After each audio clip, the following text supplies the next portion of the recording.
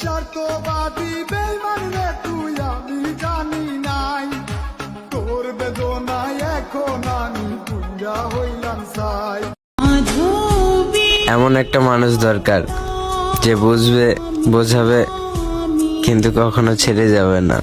আমি কানন বালা